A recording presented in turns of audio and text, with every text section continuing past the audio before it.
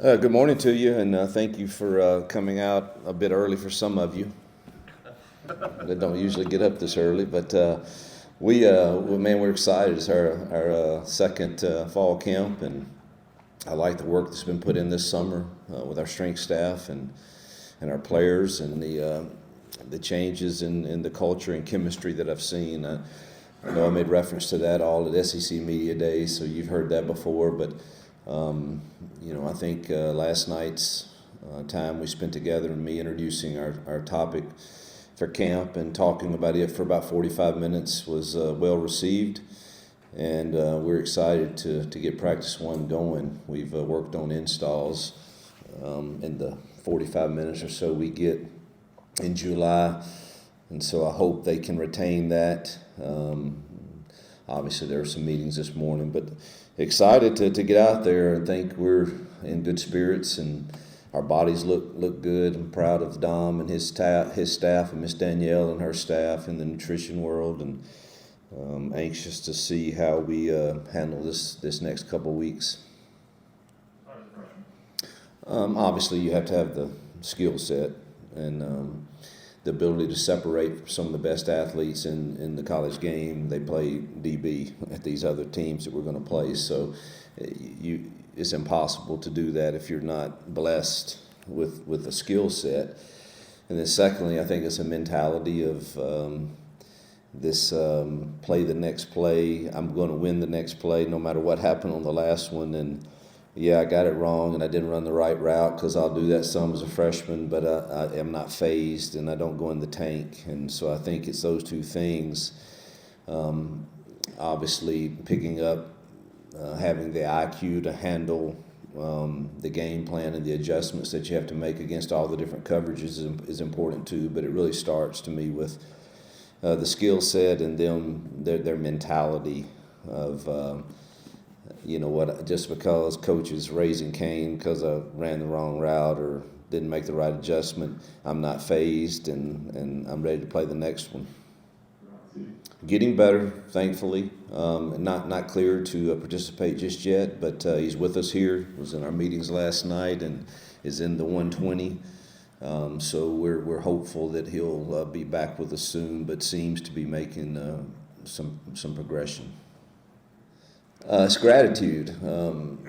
It's a word I think we probably all could use a little more. I think when we operate with, not to be morbid or to create any type of fear, but the brevity of life is accurate, it's true, it's real, and my clock's ticking, and I probably have lived over 2/3 of my life, and I should be grateful for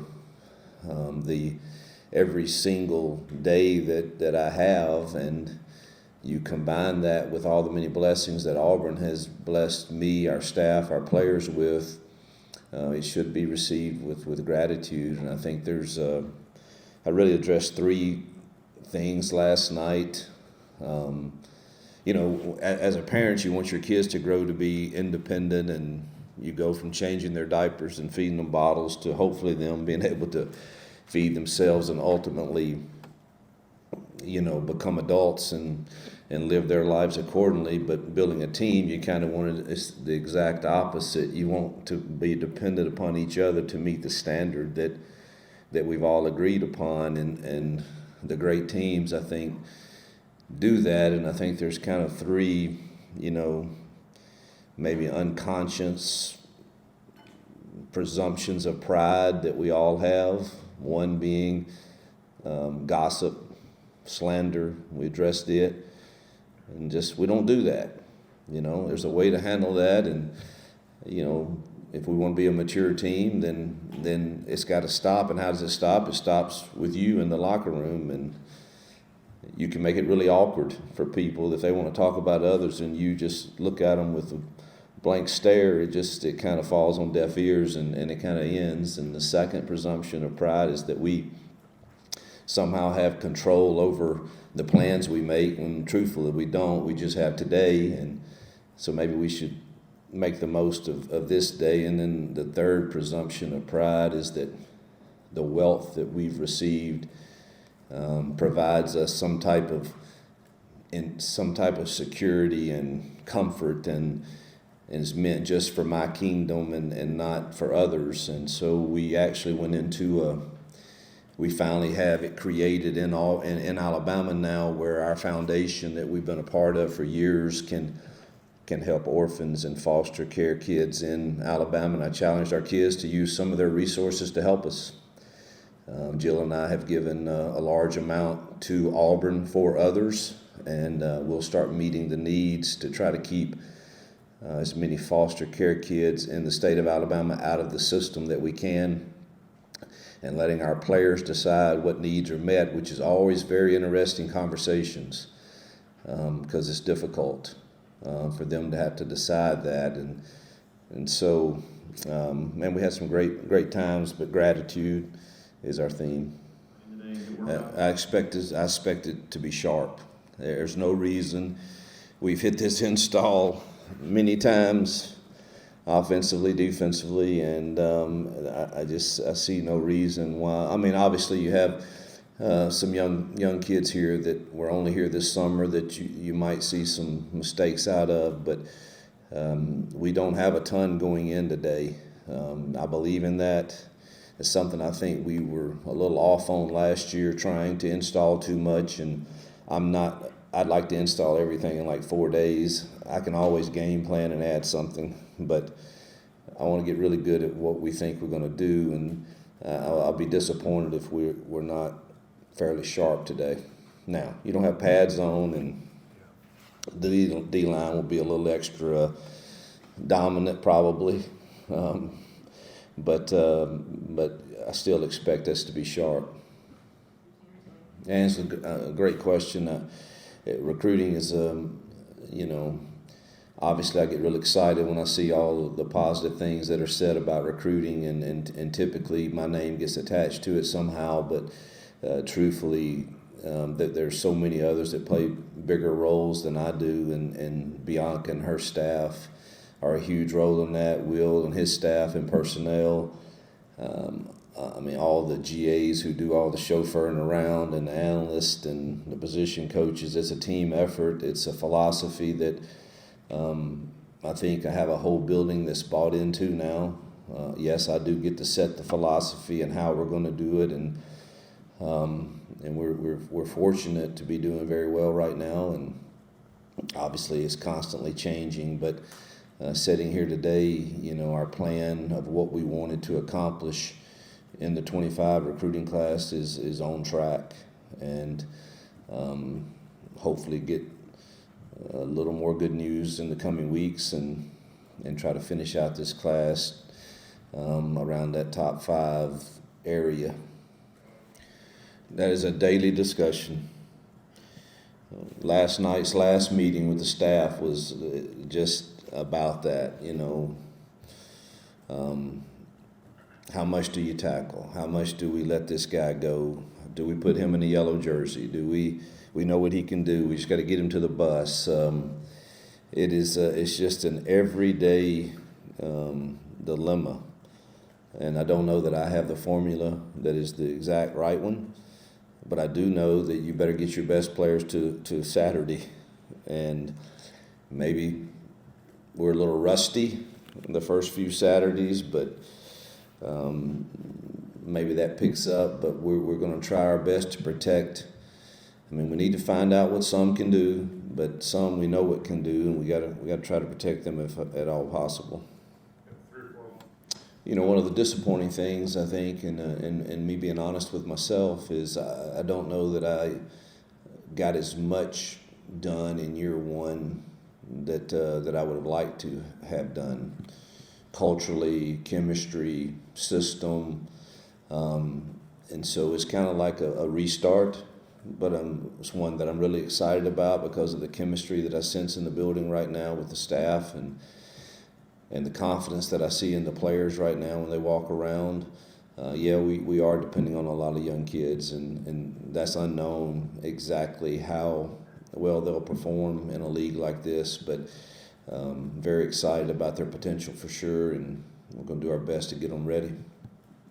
Well, we started back in January of just getting like I said at SEC Media Days, this is no reflection of anybody but me, and just getting myself totally comfortable with everyone that's in the building, and then getting the culture the way we want it within the team, which I don't know, anytime you take over a program that has not had the success that it desires, I think it takes a season or two to get your roster the way you want it, the culture the way you want it, and but I'm very, very pleased with the progress that's made since January, mostly due to the leadership of our culture council and what they're demanding that the standards be in this program. So that's exciting for me going into year two, and I love our staff, and everybody in this building has either worked with me or for me before, and it's a comfortable feeling. Yeah, of course, Nick's was with me for five seasons, and so I think he is very comfortable with me. I'm very comfortable with him. The verbiage is the same, and I don't think he has to wonder, hey, what coach really expects with this. And I was just sitting in his meeting with he and Kent in there, and listening and trying not to talk as much and let them talk, but he's saying exactly what he should be saying. And if you're talking about this concept scream and seeing it the exact same way I see it and telling that to the players just gives me this kind of fuzzy feeling that I'm like, this is exactly what I would have said, and that's what we're getting in Derek Nix. Hey, Coach Jonathan Hopkins, WTVM. Peyton Thorne, second year as your quarterback here. What are you looking to see from him over the next few weeks, and what will your conversation, or what have they been like with him leading up to this game? Yeah, we've had great conversations all summer. Had good ones. I think he is starting to learn my mindset. Just like in this morning's meeting, we've got a concept going on. There's one look that I don't think this concept has an answer for, and not many people really would see it that way probably or know it within our building. But because of our meetings, I'm getting ready to say it in my mouth now. Whoa, this one right here, this is the one. And Peyton's like, we've already talked about it. I'm going to check Fitch right there. Good. I'm golden. I expect to see him at this age of his career to know my mind and to know the adjustments to get us in the best possible scenario, whether it's pass or run, and to know situational football. I expect that of him, and it's my job. Ultimately, the buck stops with me, and I have to own the what his performance is.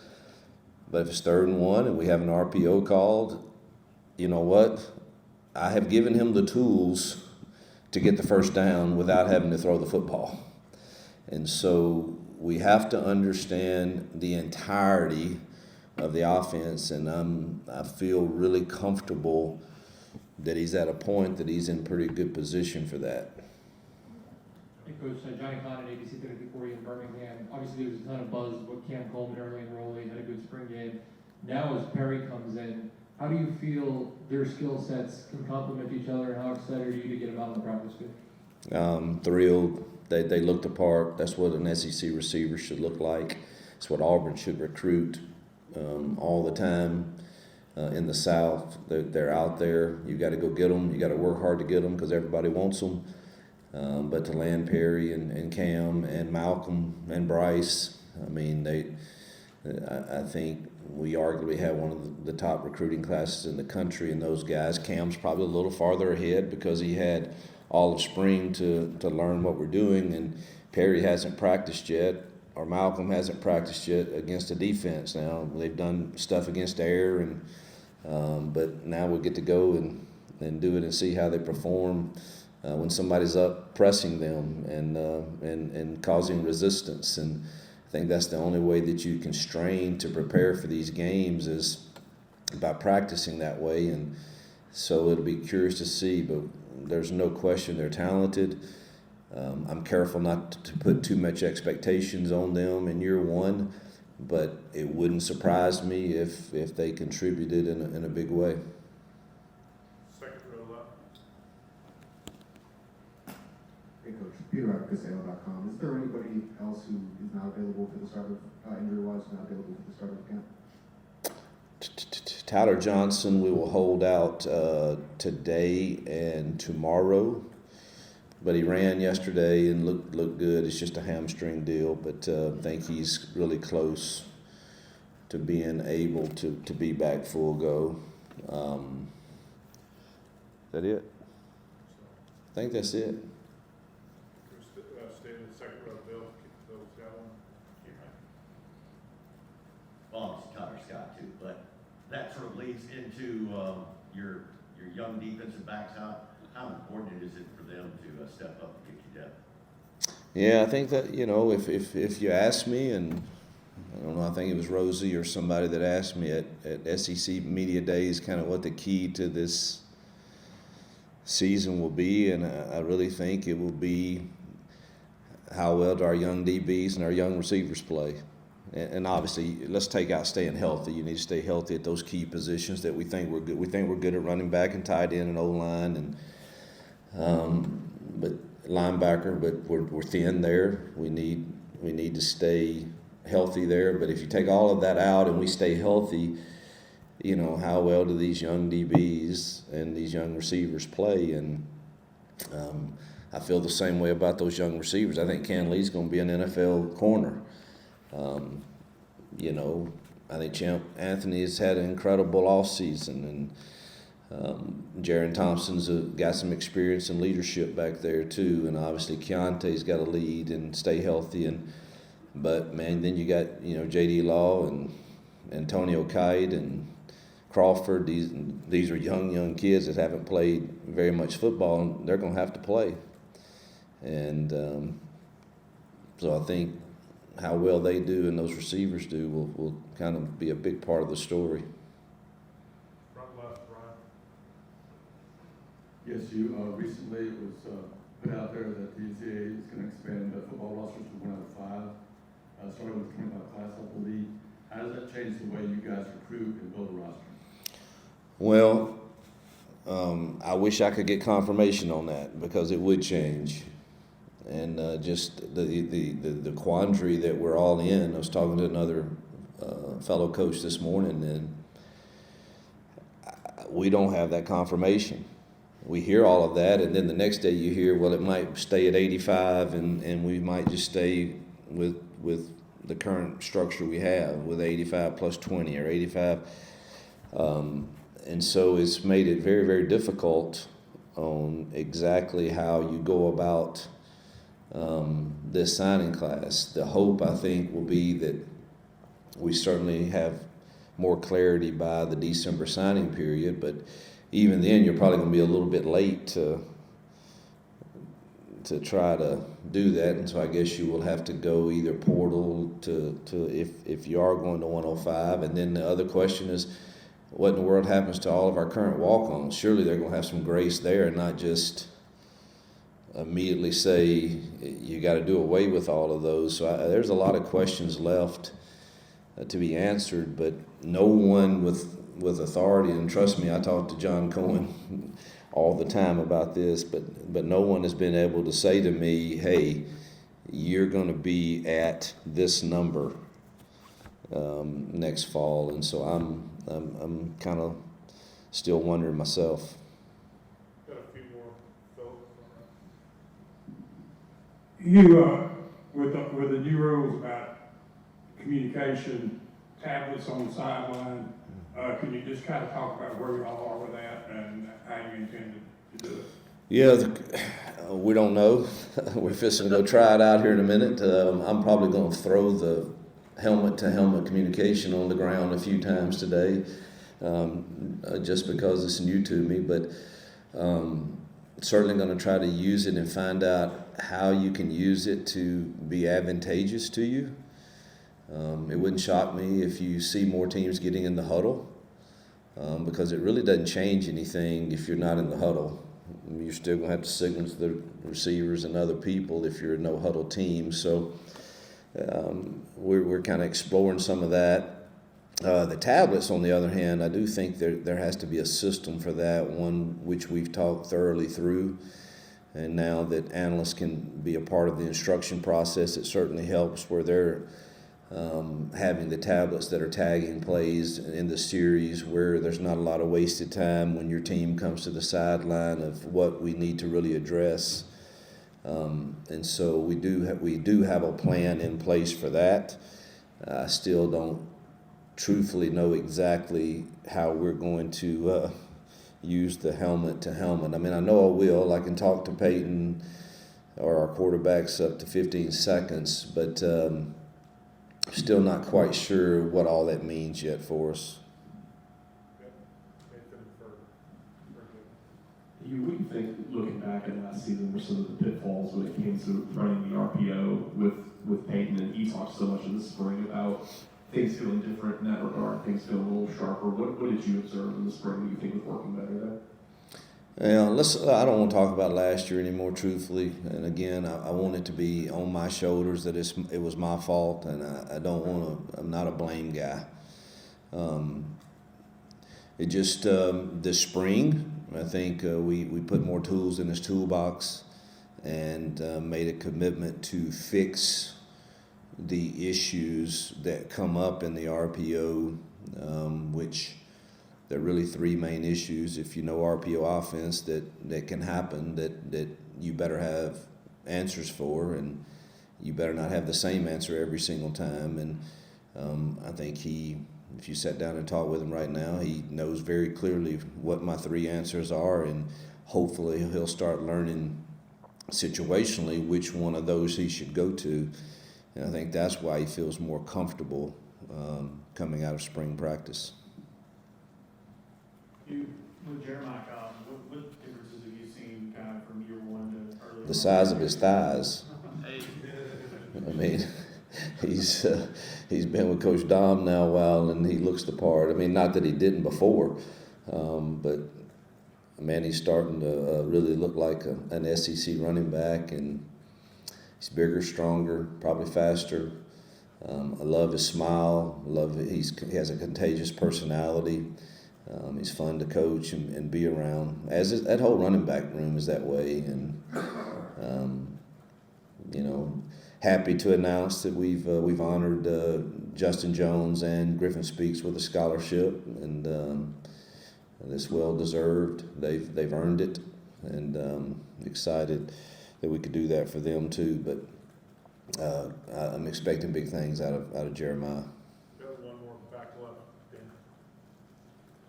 Dan Pat, ESPN 106.7. Coach, last year you were dealing with 50, 60 new Auburn players on the 2 deep going into fall camp. That number is different. There's been far less turnover this past offseason. What are the benefits of having more stability in the second year and having so many guys that are back from last year's team?